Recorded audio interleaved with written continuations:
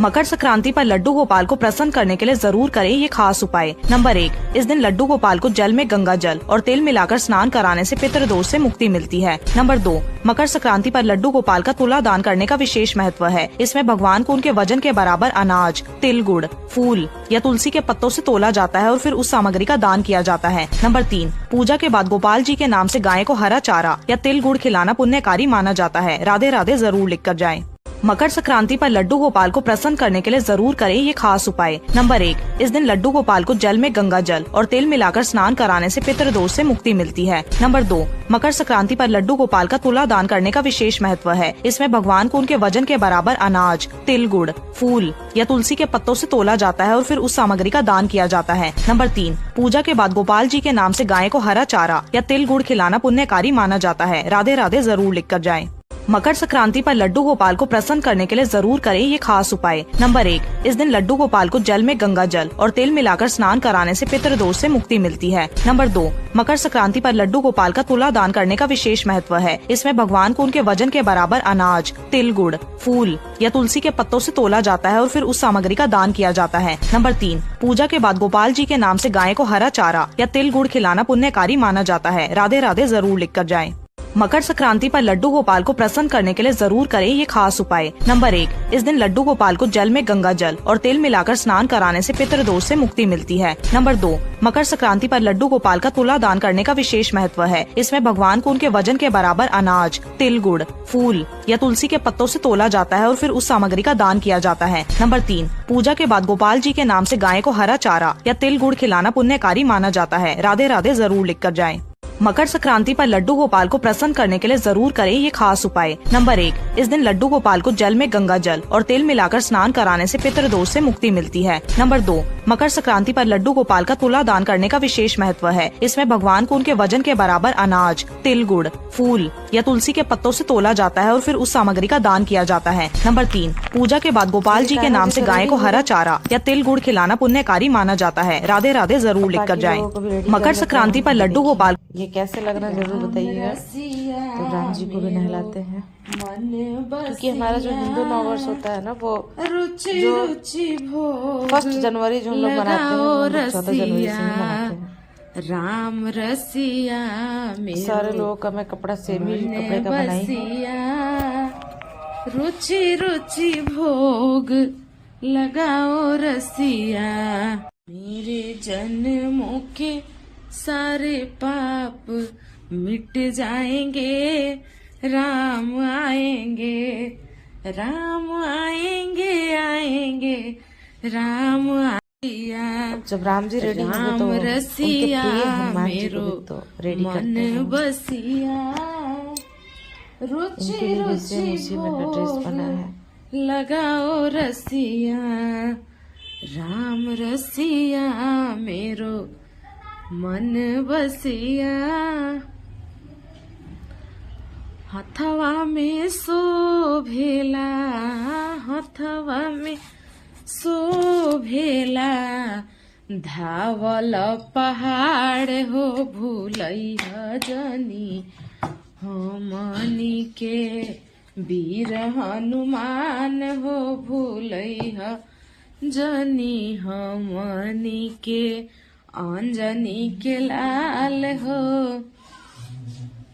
लंका में जा। अब है माता रानी का वारी, तो इनके लिए उसी फैब्रिक का लहंगा बनाई है जो माता रानी को लाल कलर प्रिय है। तो मैं इसमें आंचल जो बनाई हूँ उसमें बॉर्डर में रेड कलर महारानिया सरगवा सेना चलल बाड़ी महारानिया सरगवा सेना, रूनु झुनु धरती पर बजे पाए जनिया सरगवा सेना चलल बाड़ी महारानिया सरगवा सेना चलल बाड़ी महारानिया सरगवा सेना। अरे शिव का कौन शिव का नेवाता पिठवले, अरे मालिन कौन मारे हो पनावानिया न मैया पातर हो बाड़ी, फुलावानी अन सुका भोग लगाओ रसिया, राम रसिया मेरो। आप लोग मेरे भजन को इग्नोर करिएगा, मैं पूजा करते टाइम कुछ भी बोलते रहती हूँ। और मैं श्याम बाबा को यहाँ पे रेडी कर ली थी, उसका वीडियो रिकॉर्ड नहीं कर पाई थी, बस मैं उनको ऊपर से सॉल उड़ा रही हूँ। ओ मेरे बाबा जरा तस्वीर से तो निकल के सामने आ, ओ मेरे बाबा। और तेरी नजर मांझा मांझे से लिपटी ये पतंग जुड़ी जुड़ी। रेडी करने के बाद जैसा कि आज मकर संक्रांति है तो हम लोग भी दही चूड़ा तिलकुट गुड़ यही सब खाते हैं। तो सबसे पहला भोग हमारे यहाँ कान्हा को लगता है, तो सारे लोगों को अपने हाथों से खाना खिलाई। पहले मैं जब भोग लगाती थी तो भोग लगाने के बाद पर्दा लगा देती थी, लेकिन मैं एक दिन प्रेमानंद जी का कथा सुनी तो वो बता रहे थे कि मंदिर हो तो पर्दा लगाना चाहिए, घर में अपने हाथ से ही खिलाना चाहिए, तो इसलिए मैं अब अपने हाथ से ही खिलाती हूँ।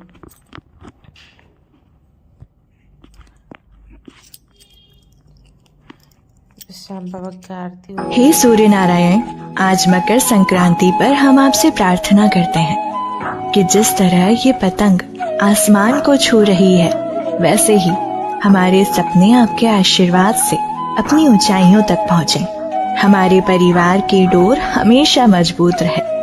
हमें शक्ति दीजिए कि हम हर मुश्किल में डटे रहें और उमंग और उत्साह के साथ हर बाधा को पार कर अपने जीवन को खुशियों की रोशनी से भर दें। हे भोग रख के पर्दा लगा देना चाहिए या फिर अपने हाथों से खिलाना चाहिए? अपने हाथों से पवना। पर्दा किसके लिए लगाए? पर्दा तो वहां लगाया जाता है मंदिर में जहाँ बहुत भीड़ बाहरी होती है। अपने घर में तो सब उनके सेवक होते हैं, तो अपने हाथ से प्यार से पवाना चाहिए। एक एक कवल आराम आराम से पवाना चाहिए और मनाना भी चाहिए। थोड़ी खीर पा लीजिए और पा लीजिए। भोग रख के तेरे भैया उस पतंग को ढील दे, जैसे ही मस्ती में आए, अरे जैसे ही मस्ती में आए। भोग रख के पर्दा लगा देना चाहिए या फिर अपने हाथों से खिलाना चाहिए? अपने हाथों से पवना। पर्दा किसके लिए लगाए? पर्दा तो वहां लगाया जाता है मंदिर में जहाँ बहुत भीड़ बाहरी होती है। अपने घर में तो सब उनके सेवक होते हैं, तो अपने हाथ से प्यार से पवाना।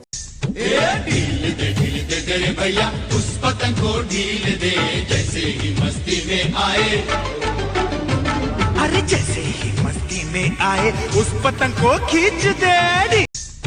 ढील दे तेरे भैया उस पतंग को ढील दे, जैसे ही मस्ती में आए, अरे जैसे ही मस्ती में आए उस पतंग को खींच। ढील दे तेरे भैया उस पतंग को ढील दे, जैसे ही मस्ती में आए, अरे जैसे ही मस्ती में आए उस पतंग को खींच दे। ढील दे तेरे भैया, तेरे भैया उस पतंग को ढील दे, जैसे ही मस्ती में आए, अरे जैसे ही मस्ती में आए उस